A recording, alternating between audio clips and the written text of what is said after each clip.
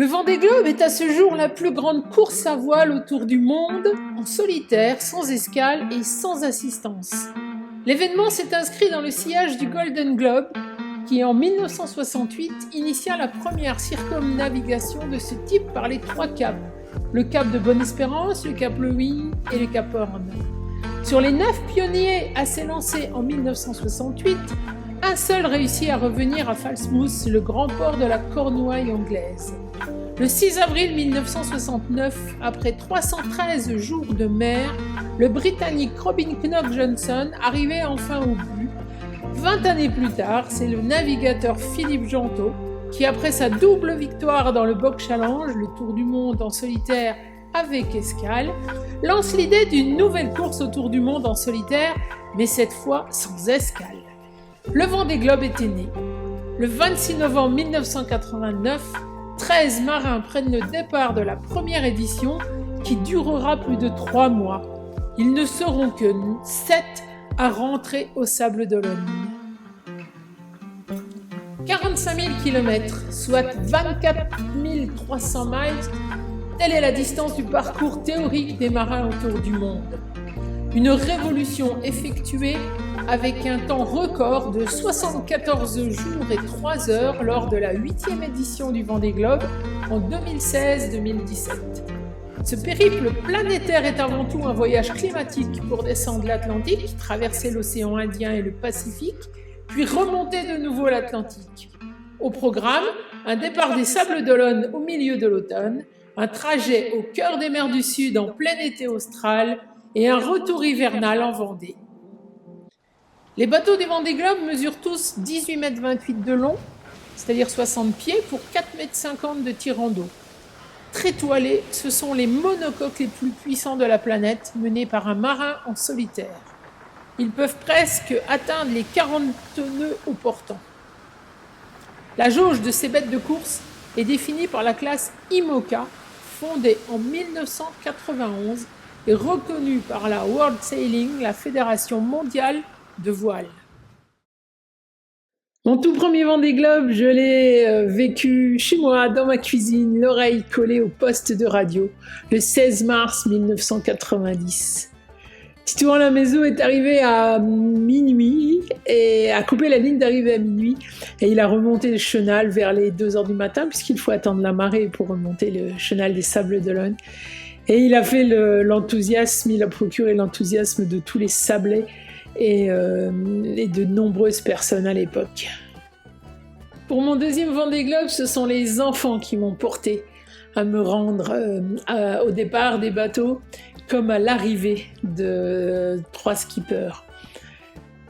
Sur la route qui menait au Sables-d'Olonne, j'ai eu l'idée de suivre cette course avec mes élèves. J'étais toute jeune enseignante, j'avais à l'époque une classe complexe, un double niveau, CE1, CE2, un grand nombre d'élèves et 2 enfants différents. Et je me suis dit, mais voilà l'occasion rêvée de faire avancer la classe et de faire participer tout le monde. Et c'est ainsi que je me suis rendue au Sables-d'Olonne en 1996 avec comme idée de rassembler un maximum d'objets, de posters, de documents, d'autocollants pour les enfants, les ramener en classe et leur demander s'ils étaient prêts à suivre ce Vendée Globe. J'y suis d'abord allée pour mon plaisir et j'y ai associé donc mon activité pédagogique en revenant. Toute l'année, nous avons vécu au rythme du Vendée Globe. Je passais tous les matins au bureau de tabac chercher le journal L'équipe pour ramener les vacations des skippers. Parce qu'à l'époque, il n'y avait pas Internet, on avait le Minitel et on a pu écrire à quelques skippers grâce au Minitel. C'était assez spartiate comparé à aujourd'hui. Mais quel bonheur! Chaque enfant avait son carnet de bord et remplissait jour après jour les nouvelles du skipper qu'ils avaient choisi. Cela a été un moteur incroyable pour la classe. Les enfants ici sont jetés à corps perdu. Au retour de ces vacances de la Toussaint, après avoir demandé aux enfants s'ils étaient d'accord de suivre cette course, eh bien toute la pédagogie a tourné autour du Vendée Globe. Les mathématiques, la géographie, l'histoire, le français, tout était, il n'y avait plus de manuel. J'ai tout élaboré à partir du Vendée Globe. En février 97, je me suis fait porte-parole des enfants en me rendant au Sables d'Olonne pour l'arrivée de Christophe Auguin. J'avais roulé toute la nuit et je me suis garée près des quais pour être dans les premières à assister à cette arrivée fantastique du premier du Vendée Globe, donc 1996-97. Imaginez la joie d'être dans le chenal, sur les quais, à applaudir le premier marin de retour d'un tour du monde en solitaire et sans escale. Le deuxième grand bonheur a été d'assister à l'arrivée d'Isabelle Autissier. Isabelle Autissier a bouclé son tour du monde, mais hors course, puisqu'elle avait cassé son safran et avait dû faire une escale à Cap Town. Et là, je pense que c'est la plus belle des arrivées que j'ai eu l'occasion d'assister. Elle était hors course, donc les organisateurs ont éteint les haut-parleurs. Elle est arrivée son bateau majestueux est arrivé au bout du chenal. Dans les haut-parleurs, ça n'était plus les commentaires des organisateurs que on pouvait entendre, mais il a été mis dans les haut-parleurs. Oxygène 8 de Jean-Michel Jarre. Et ce grand bateau avec un marin d'exception qui a terminé son tour du monde malgré qu'elle n'était pas classée, a traversé tout le chenal, j'ai envie de dire à la fois dans un silence majestueux sur cette musique envoûtante, sous les acclamations évidemment du public. C'était incroyable. Elle avait également, avant de casser son safran, participé activement à la recherche de Jerry Roof qui cette année-là, a disparu en mer. Et voilà, son arrivée, elle en a parlé, c'était vraiment une arrivée des plus émouvantes. Lors du Vendée Globe suivant, en 2000-2001, j'ai eu l'occasion de me rendre au Sables d'Olonne pour accueillir Marc Tiercelin qui nous avait fait la joie et la surprise 3 ans auparavant de venir voir les élèves qui avaient participé au Vendée Globe avec lui. On avait passé une journée fantastique avec ce marin d'exception. Et j'ai également eu le bonheur de me retrouver un soir. Voilà, j'aime bien me promener le long des pontons lorsque le grand public est parti, encore qu'à cette époque, il y en avait bien moins que maintenant.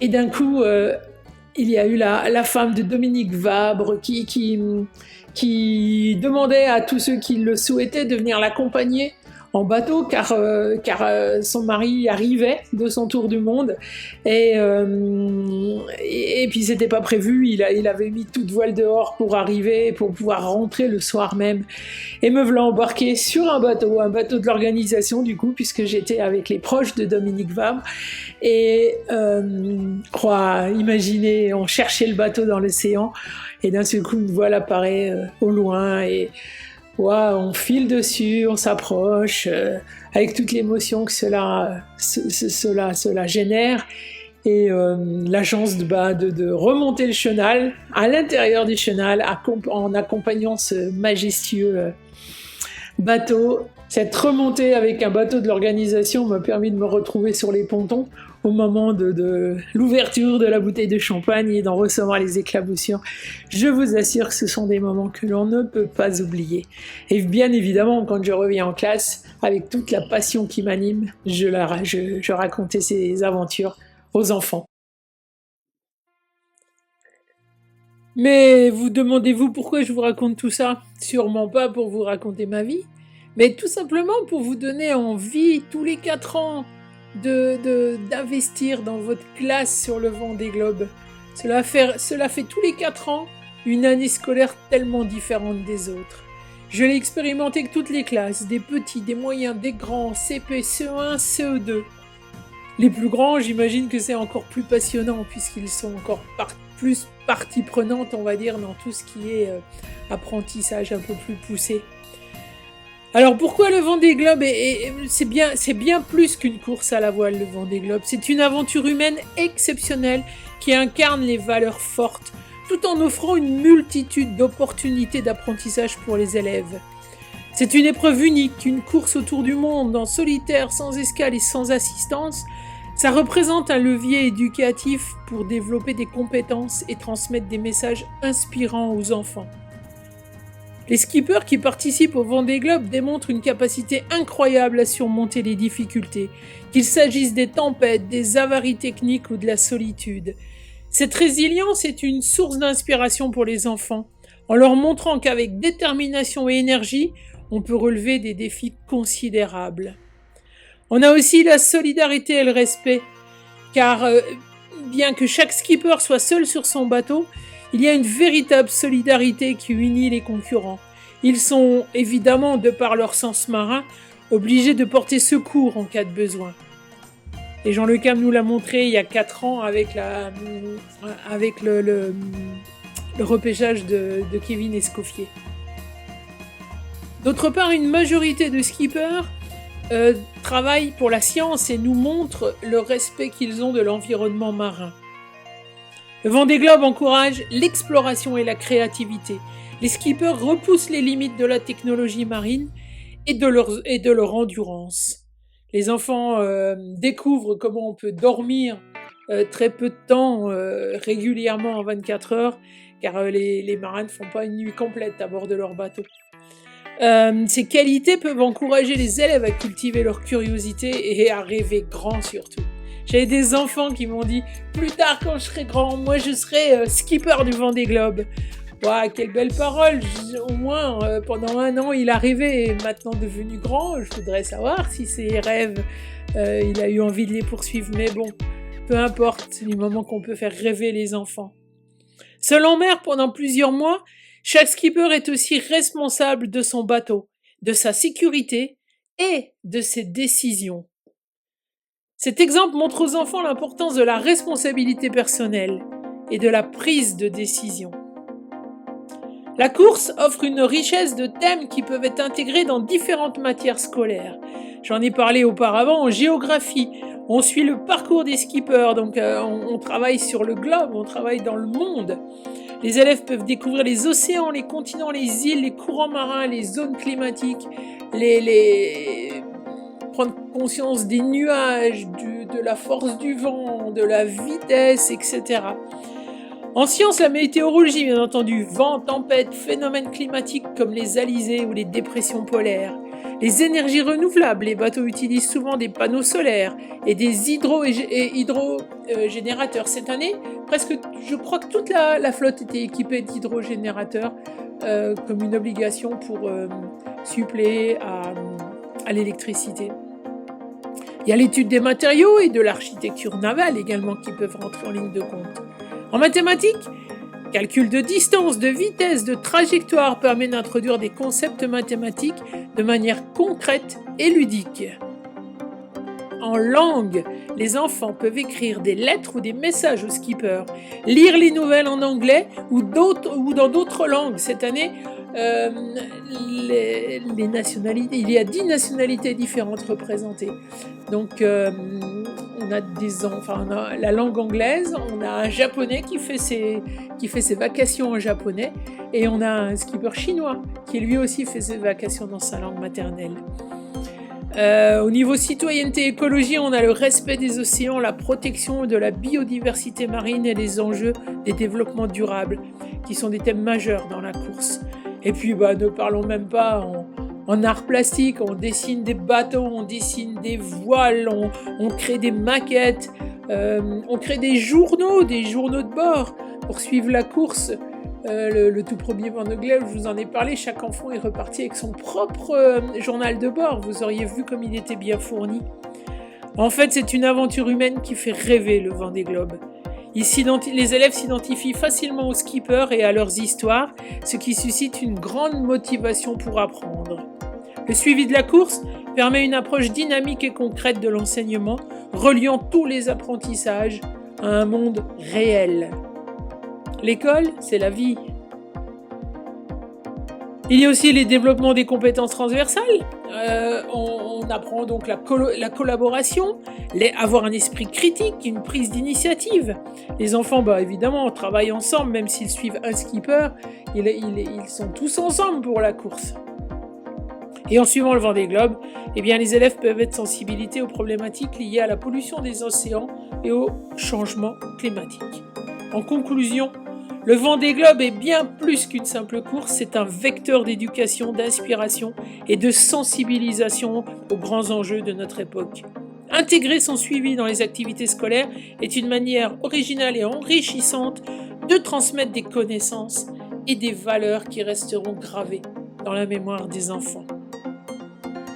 Quand vous suivez le Vendée Globe en classe, toute votre classe respire le Vendée Globe. C'est magnifique, on a des images, des posters et des images de bateaux partout, des dessins de bateaux, la mer, les océans. Waouh, mais on rêve pendant une année scolaire, vous imaginez? Car la course, quand même, elle peut se préparer dès la rentrée, en parlant, en posant les bases. Ensuite, le départ se fait généralement début novembre, donc pendant les 15 jours des vacances de la Toussaint.